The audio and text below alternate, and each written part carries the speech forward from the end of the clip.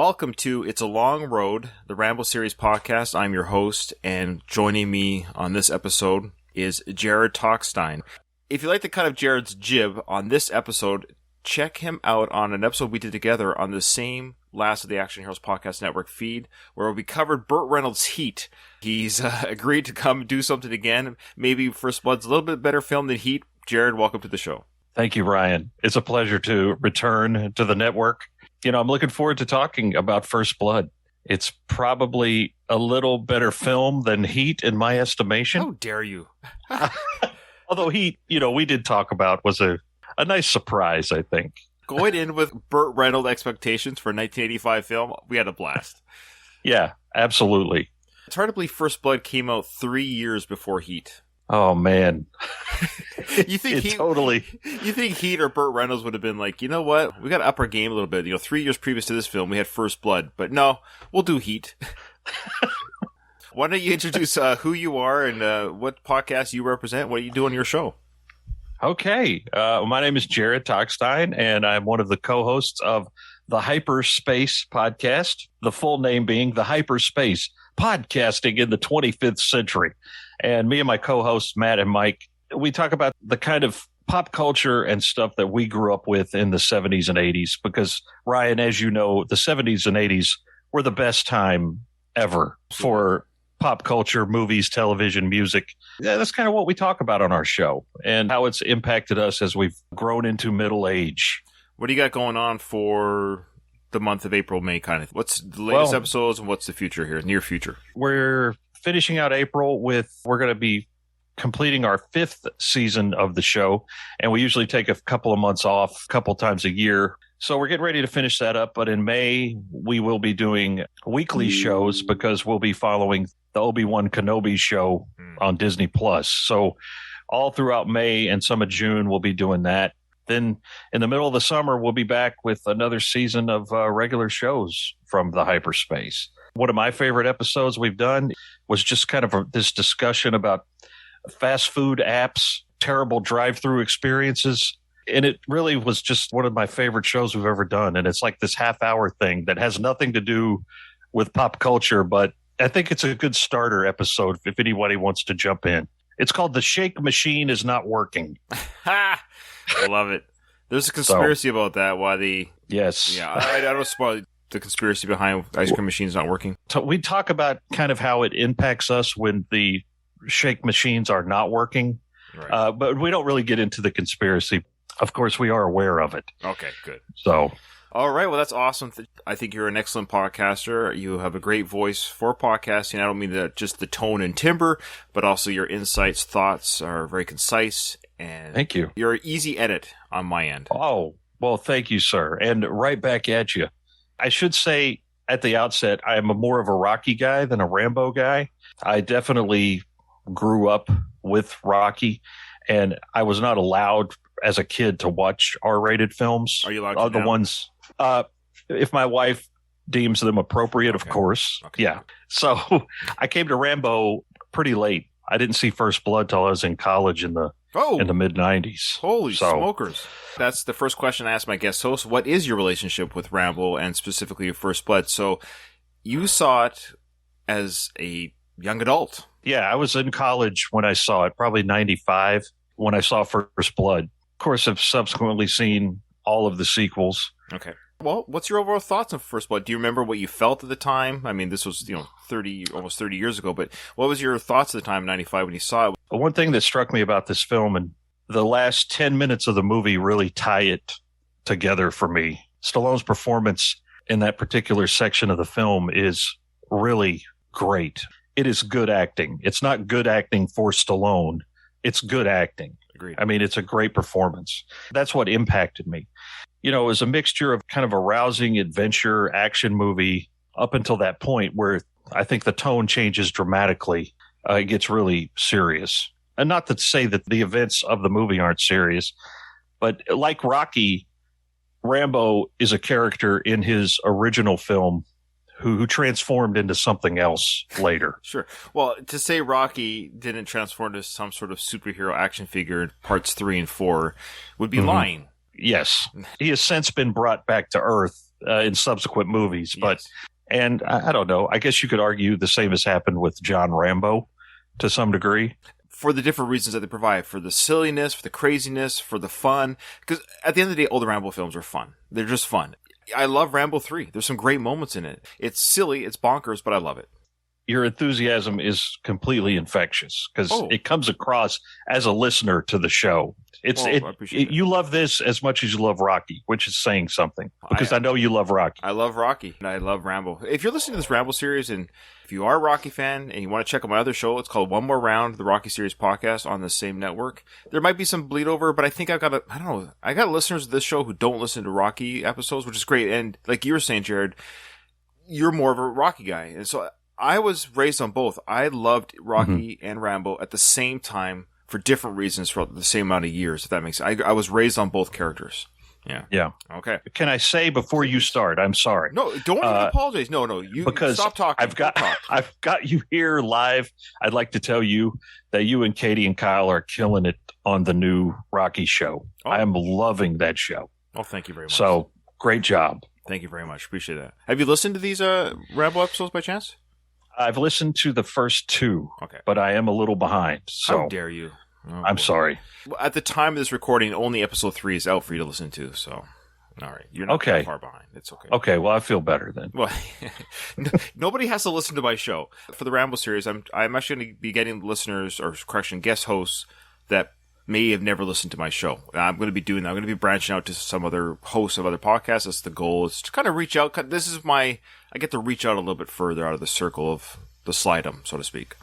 Okay. Yeah, and you're one of those. You're kind of you're sort of that first kind of branching out outside of the network hosts. Okay. Okay. All right. Oh, well, we got a good part here. well, you lucked out. This is all random. So whoever my next guest is after you, I actually don't know where we're going to start because it all depends where we end. So how we end this episode is just, we do about an hour of recording. So it's just going to have a natural ending where it might be. I kind of have an idea where it might be, but if it's after or before, that's fine. Last episode, I did an episode with Kyle, who is my co-host on the One More Round podcast. He had to go. He had a hard out, and it's too bad because we got literally to the part where Rambo is overlooking the cliff, and he had to go. He couldn't make the jump. He couldn't make the leap. Man, this is arguably the most iconic scene in the film. Yeah, it's insane. But I want you to see here again, Jared, just Sly and, of course, Sly the actor, but Rambo, we talked about it, so I won't talk about it too much because we talked about what Sly was doing in real life at the edge of the cliff. But I want you just to get a feel, again, of the peril that Mr. Sure. John Rambo's in.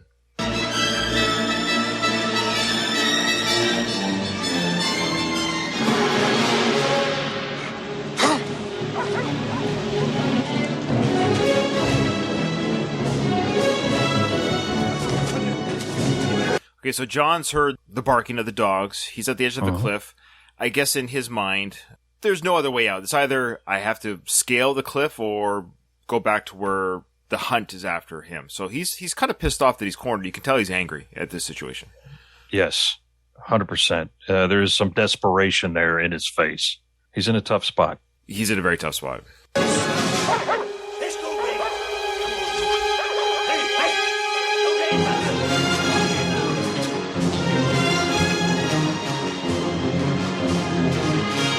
Now check out the stunt work here. Now I think the far away shots would have to be a stuntman. I would think because he is right there on the edge of that cliff. After the scene plays out, I'd like to talk about some of the stunt work here because there's no CGI in the early 80s. Anyway, we'll get there. Yeah. Yeah, that running right there. So you see that running, that overhead shot with Rambo running on that edge. It's a stunt guy. Think it's a stunt guy? Yeah. Okay. Yeah, we talked about this during the motorcycle chase sequence on the episode before this one, where any close-up shot, of course, was Sly on the motorcycle. Anything that was remotely far away, especially back then when they didn't have high def. Now with the high def, I hate to say it, you can kind of see the cheats a little bit more. The high def allows you to see that it's not Sly's face on a lot of these things. So, yeah.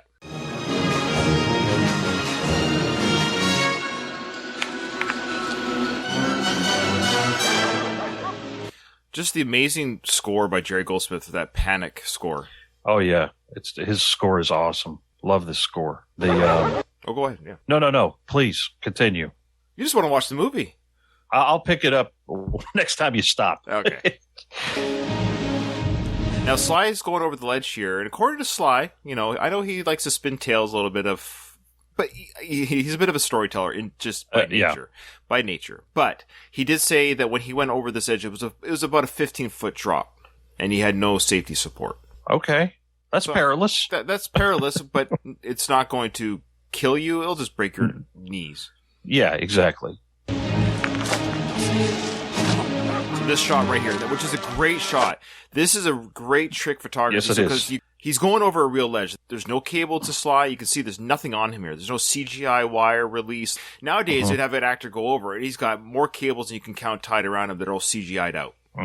This is Sylvester Stallone doing this right here. That's that close-up shot that I'm talking about. And it's close. And it's a beautiful shot, too. I think the restored version of this film is just the green and the plush. It's just... yes. I don't know did you ever pick up the 4K disc? No, I haven't yet. You did. Have you watched it yet on that? Yes. Yeah, I watched it the other night. What are your thoughts on that version? The transfer is beautiful. When he's in the cave with the flames. I mean, you are right, though. The 4K does reveal some secrets, but overall, it's a beautiful transfer. Can you believe this film is 40 years old? No, not really. It looks like this guy looks like it was a movie shot yesterday. Yeah. It looks great.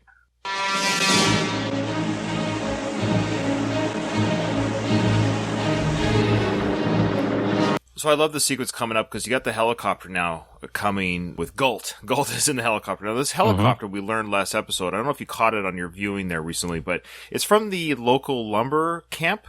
It's not a police helicopter. So the guy flying the helicopter is just a lumber guy. Yes, which makes more sense when you kind of watch the actions of Galt and how he threatens the guy.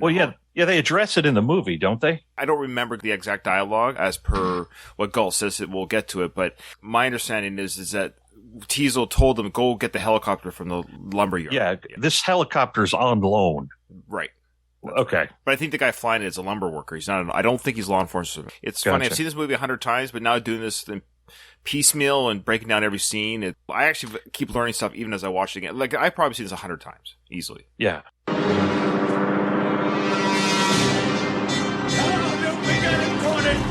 He's trapped. Hart, this is Teasel. He's headed for Chapman Gorge. Chapman Gorge! Head him off! Now, this is great work here. This repelling of this stunt guy, I know that can't be Sly, and I'm 99% sure it isn't Sly, because this is a faraway shot. This guy is repelling down this rock face. That's a guy on a rock face, and I don't know what he's holding on to with what. I would imagine the way this is framed, there's probably some safety equipment concealed in there somewhere. They may have got a free climber to do some of this stuff. Because, I mean, there are guys who will scale, just sheer rock cliffs with their bare hands. It's insane. I would be surprised if there wasn't. I mean, you can't see it from here, but I'd be surprised if there wasn't some sort of harness or something involved in this shot, just because it's so far away. Now, the main stunt guy, his name is Buddy Joe Hooker, and he's still alive today, and I went to look for him online. We'll get to him in a second, but that may or may not be him here. I'm not sure. They had 14 different stuntmen for this show that are credited, so quite a few stunts, obviously, for this movie. Mm-hmm. But Buddy Joe Hooker is the main dude, and he still does stunts today in his 70s. It's insane. Oh, wow. Yeah, he probably sets things up more now. He's probably like a consultant type thing. Sure. Yeah.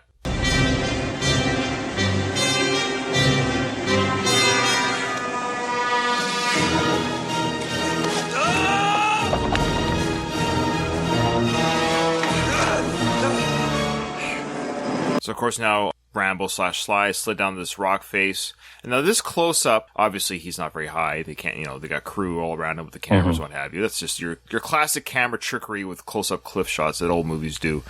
But these squibs that go off are quite real, and it also becomes an issue when he's hiding behind the tree later, but I'll just say it now. So when the squibs go off, Sly had to time himself to when they'd go off, or else they'd just go in his eye. He has no eye protection on, and they're right next to his face. And he said that when they were going off, they were zinging off his arms and stuff, that it was quite painful. Oh, yeah, I can imagine. Good grief.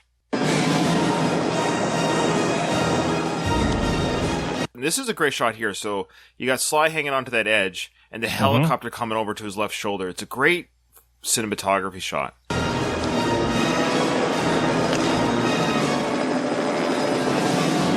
Yeah. I like how he's sharing the frame with the helicopter. With this shot, there is a real helicopter flying into this gorge. Yes. And Sly is hanging there. They had to do this a few times, and Sly was, I wouldn't say he wasn't happy, but he was getting tired, and the squibs kept hurting him, and the wind was real. Some of the wind issues that we see the helicopter go through were real wind conditions that they were experiencing. This is all a very dangerous situation in real life. Oh, wow.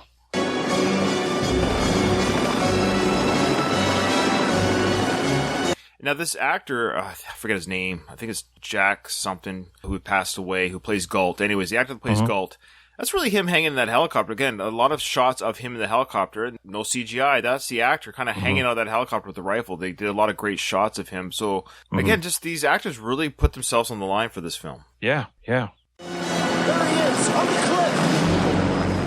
cliff. So this shot here, you got this faraway shot, and you can see that the stunt double has his face right hidden into the rocks, which kind of makes sense. Sure. It's a combination of Rambo's hiding, trying to make himself as small as possible against the rock face, but at the same time, the stunt double's not showing his face to the crowd. Exactly.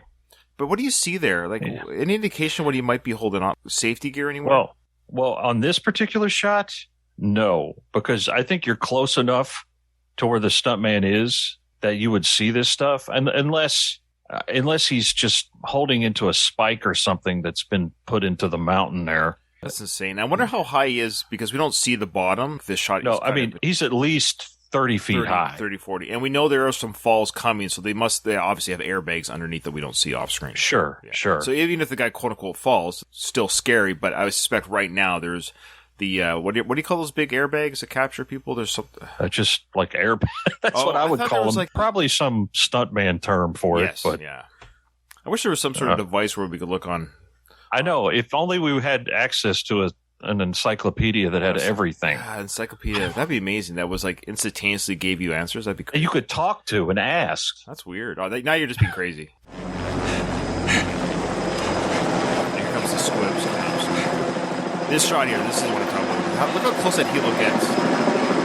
Yeah. Right. I have to wonder in this particular shot, how far do you think Sly's just standing on something? He has to be. He has Of course. to be. Yeah, no, Of course. I mean, look, I love Sly, and I know Rambo, the character, superhuman strength, but of course Sly has to be. He's standing on something. Absolutely. There's no way he could hang, because it takes a long time to get these shots. You can't just. No, of course. Yeah.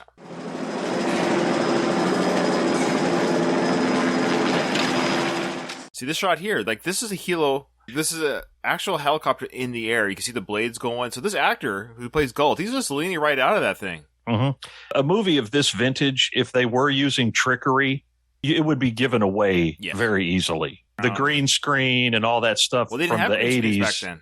Well, that's true. It would be like some kind of rear projection, but that stuff was always looked fake. Oh, and that's how you know that this is done practically in camera, because there's none of those telltale signs. And the actor that plays Galt, he is so pissed off. He just can't wait to shoot this guy.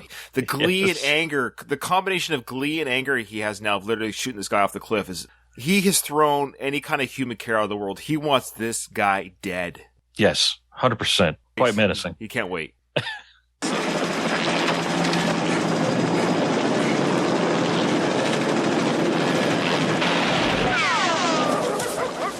What the hell's going on? What are you doing? We're just supposed to spot him. Another great shot here. You see the guy, Galt, hanging out of the helicopter, holding the rifle. The helo's right there. But that's just just how close that helicopter is to Stallone. Yes. That's fantastic. So we know that Stallone is high enough that the helicopter's there too, if that makes sense. Yes. You know, I got to imagine whatever that he's on, they've erected some kind of scaffolding or something. For him to stand on, because you're right. We can't see what's going on right underneath Sly, but that helicopter is 50 feet away from him. Or it's just movie magic, my friend. Movie magic. Well, I don't know. Films of this vintage give away their movie magic pretty easily, and that looks pretty real. Hold it steady. I can't. We're in a thermodraft. Jesus, Harvey's stuck there. He can't go anyplace. The helicopter pilot's okay, look, well, I'm in a thermal draft. The helicopter's going everywhere. I can't hold it steady for you to shoot, even if you wanted to hit him. We're told just to spot him. We spotted him. And now Galt will give his response to how he feels about this helicopter pilot. telling him what's up. If you don't fly this thing right, I swear to God, I'll kill you. I swear to God. I swear. Now, that is some pretty rough ADR right there. Sure. The dialogue. Well, it's a helicopter dubbing. going off. There's no way they can. Yeah. Well, but it seems like they could have tried just a little bit harder. Like maybe he's raising his voice instead of Interesting. I'm going to kill you. I'm going to kill you. It seems like he'd be like, I'm going to kill you. Yeah, you're right. They maybe could have. That may be something they could have had him yell it for real. Yeah, just so you could hear me. Yeah, because there's no way. It's so noisy on a helicopter. You're not hearing that. Yeah, and just punch it up a little bit. No, that's fair. You know, but the makeup job on his face is amazing too. Yeah, absolutely. He's got the puffy eye, and now Teasel's trying to get a hold of Galt. Sheriff Galt, come in, Galt. Come in, Galt.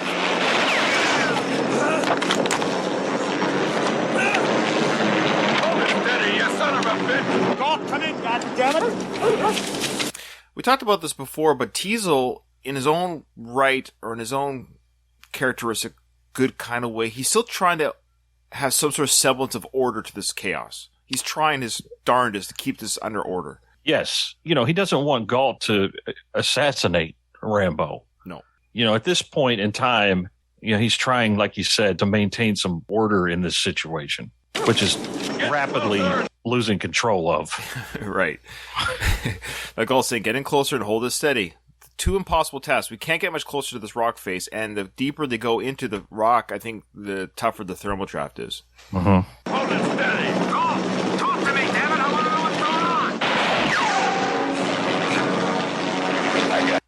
All right, so now, of course, Rambo recognizes enough gunplay. He's like, the helicopter is pretty darn close. He's got his two, you call them tracer shots or aiming shots, or we call it in the military like sighting shots. So Galt is actually ex-military as well. He knows what he has to do now. So I got him easy. So he knows on this next shot, I got this guy. And he's not that far away anymore with the long range, with the long scope rifle there. And he's going to hit. And Rambo knows this. So now Rambo's like, okay, take the shot, which will make me fall anyways, and or kill me, or do I jump? This scene coming up, does it ever get less thrilling? No, it's fantastic. And it's because, you know, this was all done on location. It's a guy jumping off a sheer face of a mountain. It's insane. It's one of the most insane stunts I've ever seen on screen. It's great.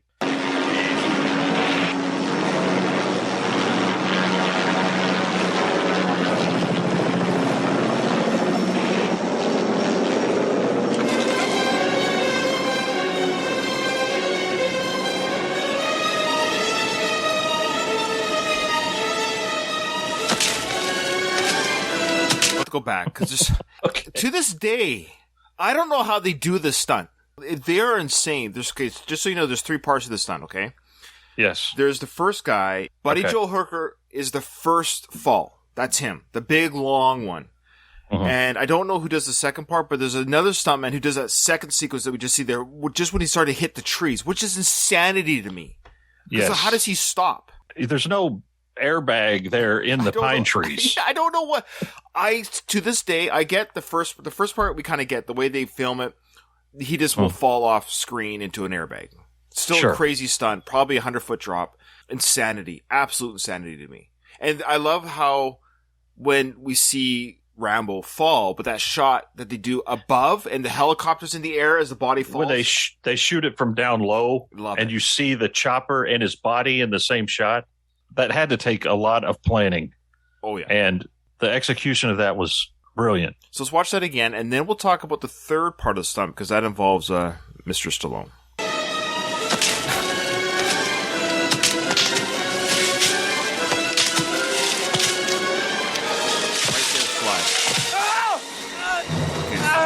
Wow. So Sly did that last third. Yeah, that's when he hits the branch, crazy. When he hit that initial hit of that. That's the most violent part of the stunt. Sly did it. And he only did it twice only. They wanted him to do it a third time, and he told them to basically F off. Oh, wow. Sly hits that branch, and he said that the idea was to hit his stomach, more the soft part of his stomach, but he hit his ribs. Now, this guy, he has almost died in I don't know how many films. Seriously. Yeah, exactly. Dolph Lundgren almost kills him in part 4. Yes. What boxer punched him in auditioning for Rocky? I think it was 3. I forget which boxer it was, but I don't know if you heard about this one. So he wanted a real boxer for part 3, but they got clever instead. Because he said that a real boxer punched him just in the arm. He said it was like a shock went through his body and he couldn't use his arm anymore for a while. What? Yeah. And then in Expendables, he broke his neck fighting Steve Austin.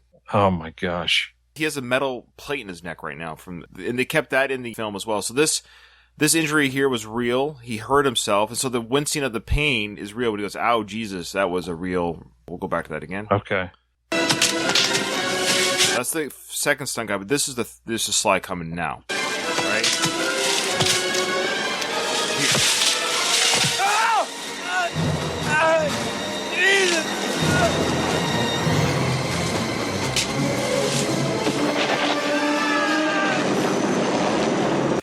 And that's him hitting the ground, obviously. Yeah, and that's the thing. There's no, you know how these movies, they'll do like the stuntman will jump over the boxes and then the actor comes up to reveal his face. Yeah. That old switcheroo. Yes. Then the Sly didn't want that. He wanted, I want to be in the trees and I will follow the trees and the audience will see that it was me that fell the trees. There you go. That's dedication. It works. He's insane. It holds up. I mean, it holds up 100%. Yeah. It does hold up. There's a great sequence in Terminator 2 where T-100 is being chased, or he's actually trying to catch up, to the kid on the motorcycle, and he does that motorcycle jump. The jump. Now, it's a great sequence, but you could totally tell it's a stunt double. They had no choice. No, they linger on it way too long. Yeah. And you can see it's not Arnold. It's not Arnold. And today's with high def and everything else. Now, they could CGI Arnold's face on it easily enough for any kind of Redux type versions, but... Sure. But that's what I love about Sly. He's doing these. That's why I say, if you see Sly's face, he wants you to know he did it. Yep. Now, this shot here of Galt coming down the helicopter, again, just this great camera work with the helicopter. And it's going to do this amazing hovering job as they try to shoot Rambo behind the tree. And again, Sly was talking about how this was really important. He talks about the timing. He knew when the squibs were going to go off because they had to go off. Watch it and think about what this means for an actor, that he has to make sure his face isn't in front of the squib when it fires off the tree. Or else all that stuff's going to go in his eyes. Yeah. So watch it as he times that. Where'd that guy go? Oh, there he is. He's on the ground. There he is. Over there, dummy. Over there, dummy. That's great. Over there, dummy. Galt, he just hates everybody. He does. He's a lot of the reason that this has happened. Yeah. He's the one who initially escalated everything in the basement there. Well, he said, clean him up. Clean him up. Yeah. Now, this is another great framework here. You've got the helicopter hovering down just like that, and you got Rambo with his back against a tree. That's a great frame right there. Yeah. You don't see framework like that today. I don't know what it is about this shot here. You don't quite see that. It's so real looking, because it is real. There's just no real. CGI. There's no trickery here. And like I said, early 80s trickery always gives itself away, but this is real. All these elements are really together in a frame. It's awesome.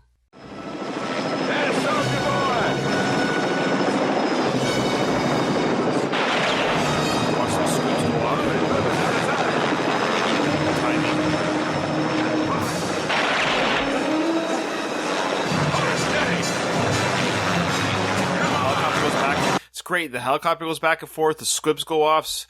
Sly has to react. And you can see the squibs are real because look, they took a chunk out of the tree. Yeah, the tree is damaged. Yeah, and that was Sly's face right there. And he had to move it just in time.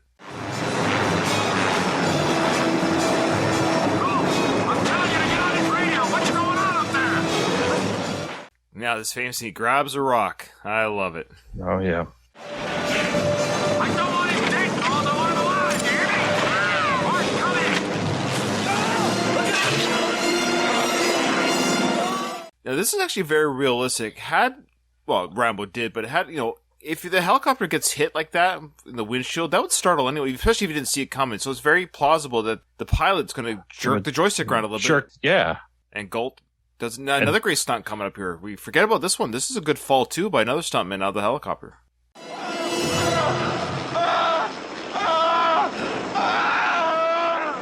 That's a great fall, man. That is.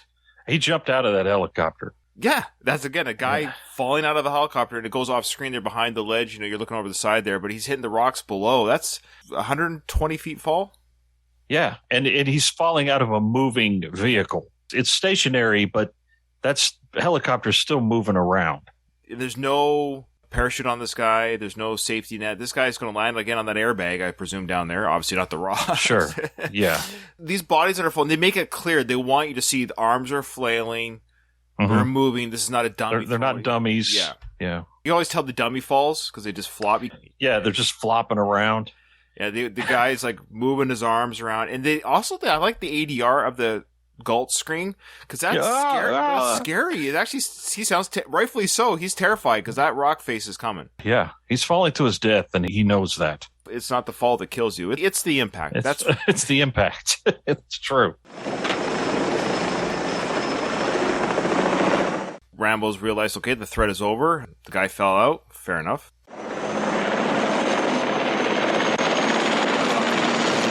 Fly away. Again, this is a great scenery here. Rambo doesn't waste any time. He jumps down the rock face to go check out the casualty. When he brings up Galt's bloody face, this is I would say gory is not the right word, but this movie doesn't have a lot of, for a movie called First Blood, it really doesn't have a lot of quote-unquote gore. This is probably the goriest part of the film. Yeah, I would say you're right. He brings up that face right to his face. Do you know what he's seeing in that moment? Do you have any guesses? Well, let's watch. You tell me what Rambo was experiencing in that moment. So he grabs the rifle. There you go. He's like, it's like those video games, you know, you kill the mob or whatever, kill the enemy. You got to loot the weapon. So you grab the rifle. Get the weapons. But it's important that we see that he has the weapon. This is important. Yes. And I love this shot here. So the body's on the ground, and you see the steam coming off his freshly broken body. This body is broken. The body is broken open, so there's steam coming from it. That's a great observation. That's not something I actually picked up on. But that's amazing that they put that in. Obviously, it's sure the makers of the film to show you that it's cold out, and it was cold out in real life. But they wanted to show you that the body, because it's warm inside, and as the fluids are leaving this guy's broken body, it's causing steam in the air. What an amazing effect.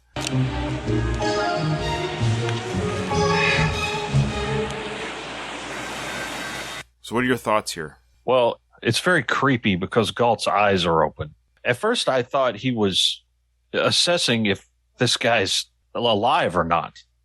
But then, as the scene goes on, I don't really know what he's thinking. I mean, I he's didn't probably... want to give you a trick question. Okay. Listen to the music cue change. So I'm going to go back 10 seconds. Listen to the music, how the music changes. It's a different music score comes in. And it's a music score they used before at the jail sequence. So let's see if you recognize the music score and what it represents.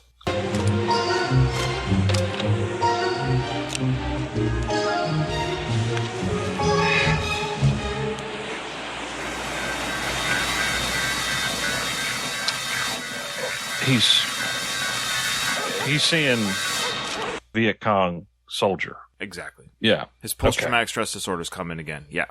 He's seen the bloody face of a white person, you could almost argue, even though this is an enemy that he had to, for self-defense, he took down. And side note, it's the only person he kills in the whole film. Yeah, that's true. That's true. And let's be honest, this guy had it coming. Sure. And you know what? He didn't even mean to kill him. He threw the rock at the chopper, and the pilot's reaction dumped him out of the door. Right. It was a chain of events from the rock throw. You could almost argue, had Galt fallen into the copter guy would have been like, I can't do this. I'm out of here. Like, he's going to keep chucking rocks at my screen. I'm not going to be able to look out the windshield eventually. Yes, exactly. So that musical cue. So I don't know how many people catch this. So when that cue kicks in, you see that look of terror in Rambo's face. He's looking at this bloody face. And that's that musical cue telling the audience, hey, this is a flashback. Yep. Now the dogs are barking. He doesn't have time anymore. They snapped him out of it. He hears they're hot on his trail. It's not over yet. Little trivia here. He takes the jacket off Galt, but we never see it again. Huh. Yeah, I guess you're right, because he doesn't wear it. The idea was that Rambo did take it to wear to keep warm, but they kind of decided it looked cooler for Rambo just to be in that canvas outfit instead. So they just decided it looks better for the movie. For the movie.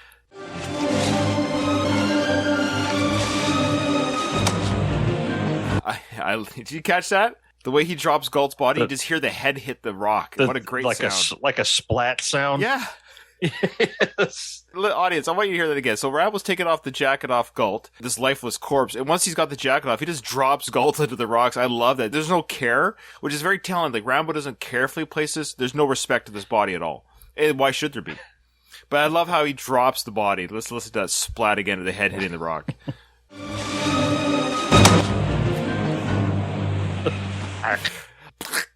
That's great. So Rambo grabs the gun, grabs the jacket. Teasel and his team with the dogs, they get to the very cliff where, of course, Rambo's jumped off. They probably can't believe what's just happened. Well, right now they don't know what's happened, but they got to the edge of the cliff and they're going to start piecing some of it together. Yeah.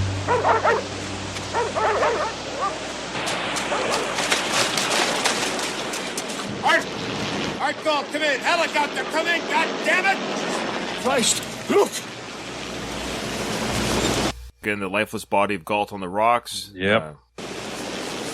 Jesus Christ. Need a binoculars, sir. Oh, no. Shh. Look at that. Wow. That seems a lot more bloody than when we last saw him, but I guess he's bleeding more. You could argue that probably was there, but you're right. For this shot, they made sure to show you just when this body hit the rocks, it exploded. Yeah. Well, clean him up. Somebody clean Galt up. Oh. So, of course, now Teasel's looking through the binoculars to confirm, that is one dead Galt. That's his buddy. That's his buddy, yeah. Now, you have to keep in mind, you could argue, why is he not more upset here? Keep in mind, Teasel's also a Korean veteran, and he's kind of, not used to, but this is not the first time he's seen someone that he knows dead. Sure. He's experienced loss before from combat, but still, he's obviously upset. What are your thoughts on Brian Dennehy in this film? I was going to talk about him just Please, now. go. I think we've all seen Brian probably in a lot of things. Most of the ones I think of, he's an affable, likable character. And he starts out this movie almost like that. Right. I mean, of course, when he has the chat with Rambo in the police cruiser, things start taking a darker turn. But I think his performance in this movie is fantastic. He's not a mustache twirling villain, I guess, kind of like Galt may be, because Galt just seems like an a-hole. But Teasel's not like that. I mean, he's certainly not on the side of good, but he doesn't seem like a bad guy. He's complicated. Yeah, exactly. And Brian Dennehy is great in this movie. Like I said, he does everything. He tries to keep this manhunt in order. Rambo's, now he's really made it personal by killing his friend Galt, even though that's how he sees it, right? That's just how he's going to register this killing. There's no other way for him to see it, but this guy's been killed by... Now, keep in mind, well, we're going to get to it, because that's the scene we're going to end on, is when they get to Galt's body after that sequence. But they're going to discover who Rambo is shortly. But now we've got this sequence here where Rambo's about to sew up his arm. Oh, yeah. Little side story here. So we see him sew up his arm, but what Sly did, he went to some pharmacy in Hope. They didn't know who he was. He actually was asking for, before he sewed himself up, he actually went to the pharmacy asking for Tylenol and to see how the makeup would look to the people in the pharmacy, and they all believed it. He didn't tell them it was makeup, and he walked out with the supplies. And he says to this day, I've never told them, unless they've seen the film and recognized me in the film. He wanted to see, so he wanted to give a shout out to the makeup guys that did a great job on his arm, which they did do. Man, this is hard. When I watched this the other night, I averted my eyes for a moment because this wound gushes. Yeah. It's fantastic. Great makeup work. Now, it looks so realistic that when I was a kid, and unlike you, I saw this film when I was, 9 years old. And sure. I was such a sly mark, at a young age. And I used to remember telling my parents, no, Mom, you don't understand. I don't know how I knew, but I think I just knew inertly that because it was him hitting that tree. So even as a kid, I recognized that was Sly, at least for that second. Now, I used to think it was Sly all three parts. Sure. But it's not. He just does the last third, and that was by his own admission. He only does the last third of the stunt. Anyways, yeah. But that being said, I thought when I was a kid it was Sly all the way through, not understanding how stunts work. But I knew Sly hit the trees, so I remember saying because he hit the trees, I truly believed his arm was cut because of that stunt. I spent many years of my early childhood, like probably 9 to, I don't know, maybe 14, convinced that Sly really cut his arm, and why not film him sewing it up? That's how good it looks. It looks real. It does. Now, what he's got, though, just so you know, Jared, he's got a pump under his armpit. And so when he flexes his bicep, he's squeezing the blood. Oh, that's awesome. Yeah, so watch for that. I did not know that. Of course, the famous knife with the hollow handle. It's got everything in there. It's got the... Did you have a Rambo knife? Please, don't insult me. What do you think? Look, I had a Rambo knife as a kid. You could buy these freaking things at Walgreens at some point. They were everywhere. Now, I don't know if it was called a Rambo knife, but people that made these knives, these knockoff versions, they knew exactly what they were looking like. They had the screw on tops, the compass on. Absolutely. I legit used the compass from this knife when I used to be a Boy Scout. When I was a kid, I had a Rambo knife. So did I. There you go. Yeah, we're both nerds on a podcast. Go figure. Look at the trajectory of Boy Scouts. So here's where he pulls out the fishing line and the needle and thread.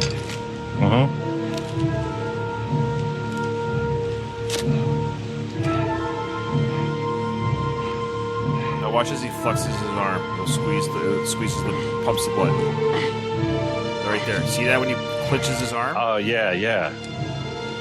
That's... Oh, man. That's so well done. It is. That's... Amazing! It's amazing. There's a little flex there of his bicep, though. Oops, you see that bicep flex? Bicep flex, yeah. The bisex. Bisex. Hey, man. Little Freudian slip there.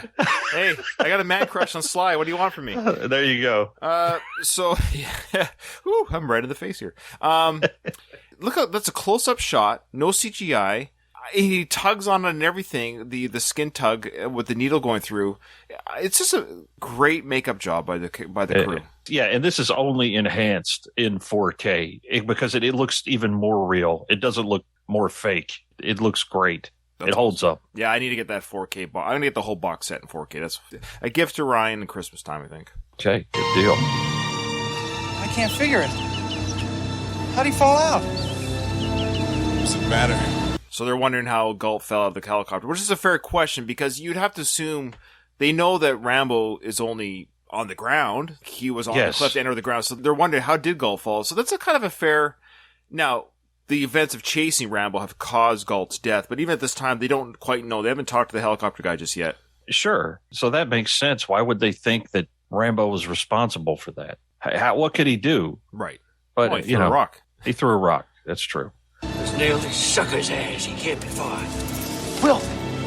So that was the Orville the dog guy. Let's nail this. Yeah. He's really gung-ho for getting Rambo. He's almost like Galt Part 2 when it comes to chasing Rambo down. Yes. And now this guy here to Teasel's right, they point out Rambo. This is a great little exchange here when Rambo comes out after sewing his arm. Looks like he wants to turn himself in. There's one man dead! It's not my fault! I don't want any more hurt! So this is a great shot here. They have the shot of the police crew looking down at Rambo. Then the next shot is down with Rambo looking up at the police crew. It's a great back and forth shot. Yeah. And he says, it's not my fault. One man dead, but it's not my fault. I don't want any more hurt. And this is very telling because he says, I don't want any more hurt. Meaning, if you come after me, more will get hurt. Like, stop chasing me. I'm dangerous. You're not dangerous. You will get hurt if you chase me. Yeah. Freeze! Stand right where you are! Give yourself up! But I didn't do anything! I'm warning you, boy, don't make a move! I'll blow your head off! I didn't do anything! Now, this is an illegal firing by the police. I think.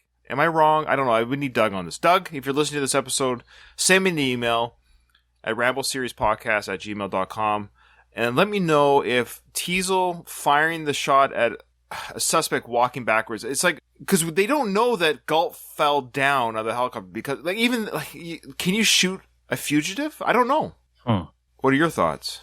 Even just firing, because he's not, I don't think he's trying to hit him. Is this like a warning shot that he's firing? I don't think so. Oh, is he trying to hit him? Yes. Look at his deputy next to him. He's got his rifle up as well. He didn't tell him to not shoot, right? Yeah, that's true. Now. Oh yeah. Well, now, does he gets hit? Wounded? Does he get hit? Well, he grabs his face. Now, what do you think happens here? Does he get hit? Because it's never indicated again. What do you think he's doing here? Maybe acting like he's shot? Yes, I think so. Yeah. But every time I see the sequence where he goes out, he holds his head because he's holding his eye, and he's never indicates again that he's ever hit the eye. There's no, but he doesn't have a wound there. That's right. So I think we're led to believe here that I think that's how good Rambo is. That's how much of he's a Green Beret. He's the best. So he's been fired on. So I think he's indicating that he wants them to believe he's injured. Now they're all firing, so they're trying to kill him. There you go. Yeah. But Teasel does yell "ceasefire" right away. Ceasefire! Ceasefire! Lord God damn it! Ceasefire! Think we hit him. All right, let's get down there. See, I think we hit him. Yeah. Move! Sheriff DeMace, come in. Go ahead, Will. Lester, we're down in the gorge. Galt's dead, all right. Where the hell is that goddamn chopper? Galt's dead, all right. I don't know. Sure. Yeah, they're looking for the guy. Like, where'd the helicopter go? What? Dude, he's just gone. Well, that helicopter guy, he's probably got some post-traumatic stress now. He's flipped out. He's just a lumber guy. Yeah, exactly. You won't come, Will. Says there's a storm headed your way. I don't give a goddamn what's on its way. I want that chopper back here right now. I don't want Galt's body out here all night. I'll do what I can.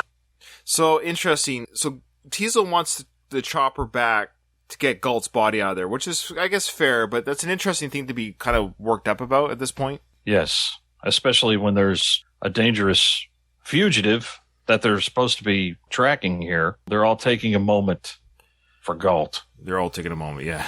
Now, this guy on the radio, who's not a part of the crew, but he's part of the crew, but he's not here at the action. He says, "Listen, Will, you picked one hell of a guy to mess around with. This came over the teletype." Now, I looked up what teletype is.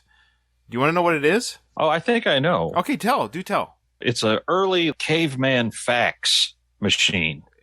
I mean, fax machines are now used by cavemen, but it was sort of this instantaneous communication that would print out a piece of news or give you a bunch of information. It was, you're close.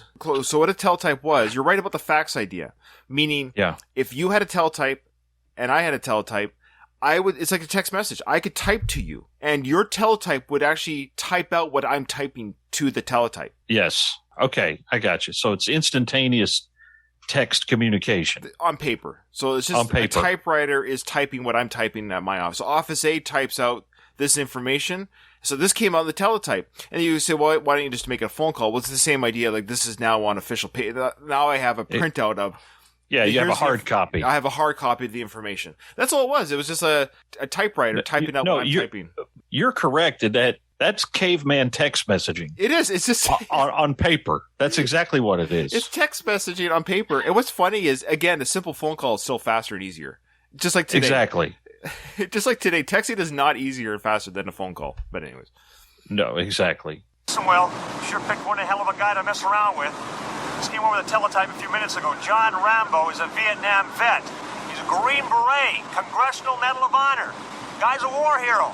Jesus, that freak? I knew there was something about that guy. So... David Caruso. Yeah. So Mitch, I knew there was something about that guy. Now, he's kind of excited that he caught on there was something about this guy that was above and beyond just a normal, like, hippie, straggler, vagrant that this guy was. Yeah.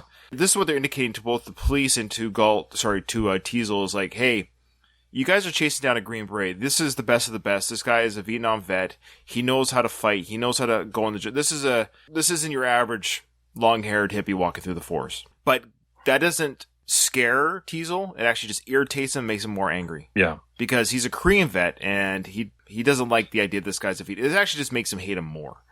Exactly. And so, but Mitch is kind of excited by it, and he's gonna hear about it from Teasel here in just a second. This is what we'll end on this sequence here. But he's about to hear from Teasel, like, stop talking about this guy in such a way. Yeah. I double-checked it, Will. What do you want me to do? Look at that great acting there by Dennehy, where he's trying to process things. He's got a lot going through his mind here. I double-checked it, Will. What do you want me to do? And he's like thinking, it's like, I don't know. At this moment right now, I just don't want any of this to be happening right now.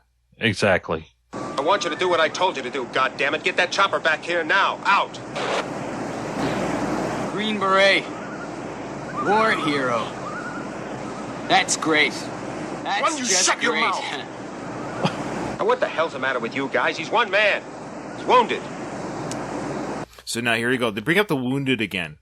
I think that was a play by Rambo to make it seem like he's weak, he's injured. So they're kind of like, they're dawdling here a little bit. But in that time, John's just getting further and further away from them. Yeah. They think he's a wounded animal, but he's not. He's not as crippled as they think. He's actually, well, that'll be the next episode. He's setting up stuff right now. While they're sitting around here contemplating what to do next, John hasn't stopped working. Yeah. Those Green Berets, they're real badasses. Why don't you let the state police handle this? Okay, so that part triggers. So Mitch says, why don't we let the state police handle this? Now, this pisses off Teasel. Do you want to guess why? Or do you have any theories why that might be? Well, I don't know. There may be some small man syndrome there. I think so. Where no. We don't need them in here. We can do this. It certainly seems to me that's where his head's at. It's a combination of that, and I also think it's due to the fact that, well, we'll see his speech why this pisses him off, but the idea is this is a mess that his sheriff's department started this mess, and he doesn't want to, in his own pride, he doesn't want somebody else cleaning it up. And he's also mad that Galt is dead because of this mess. So yeah, state police come in and take care of it, sure. But Mitch, the youngest on the crew, saying, hey, let the more capable department handle this, that really pisses him off. So here's his response to this. Look at this anger here, right here. I know. Come here, boy. Come here, goddammit! Look at him! Look at him! That's our Galt boy. He and I were friends when your mama was still wiping your nose! Now he's dead. He's dead because of that psycho out there. Now you listen, boy, and you listen to me good. I'm gonna get that son of a bitch. And I'm gonna pin that Congressional Medal of Honor to his liver. And I'm gonna do it with you or without you. Wow. I love that moment. Now, apparently, that was done in about 4 or 5 takes, and Dennehy was really pulling on David Caruso's hair that he had some red hair in those gloves after the takes were over. Oh, wow. And Caruso just took it like a young man. You know, he allowed that. That's real acting. That's awesome. Sure. That's awesome. I also think maybe Teasel, do you think there could be he doesn't want other people involved because they're complicit in what's been happening here? Not just that. I think it's beyond that, too. And maybe I'm cheating a little bit because I read the book. Okay. What's the book say about that? But I think they're leaning towards this in the film, too. But now it's not just that it's personal, but it's like, it's his hunt. You know, it's his Moby Dick. Sure. No one's taking this kill from it. This is my kill. I'm taking that's what he's saying. I'm going to pin that medal on his liver. He wants this guy dead, and I'm going to be the one that does it. Nobody else. With or without you, this is my hunt. Yeah. Okay. Yeah. Gotcha. Wow. What an episode. Boy, you were so lucky to have these sequence events. I know. I mean, when I was watching the movie the other night, I was like, man, well, I hope I get to talk about at least part of the cliff. And we got the cliff. We got the whole sequence here. Yeah. Well, the next sequence is good, too. This is the chase in the forest and some of the traps, these MacGyver traps that Rambo sets up. Oh, yes. Yeah, that's good stuff. Well, I don't know at this moment who my guest host for the next episode is. I think I remember who it is, but I don't want to say just in case I'm wrong because I've asked a couple of people already. But anyways, got some good guest hosts coming up. Jared, what do you think? How did you enjoy covering First Blood, and would you be willing to come on again for a future Rambo episode? 100%, man. Whatever you need me, just give me a text. I'll be happy to talk about the other R franchise from Mr. Stallone. Awesome. That's awesome that you bought the 4K too. That's great. Hey, you know what, Mr. Stallone? I mean, if anything, you're getting a little bit more, money in your pocket. People are buying your stuff.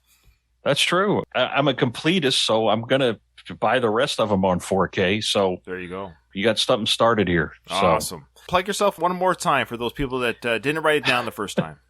Okay. Well, my show is called The Hyperspace, Podcasting in the 25th Century with my pals Matt and Mike. If you like movies, TV, music, comic books, all that stuff from the 70s and 80s, come on over and give us a listen on your favorite podcatcher of choice. Awesome. Thanks so much, Jared. And all right, Jared, that's it. That's the end of the episode. Nothing is over. Nothing. You just don't turn it off.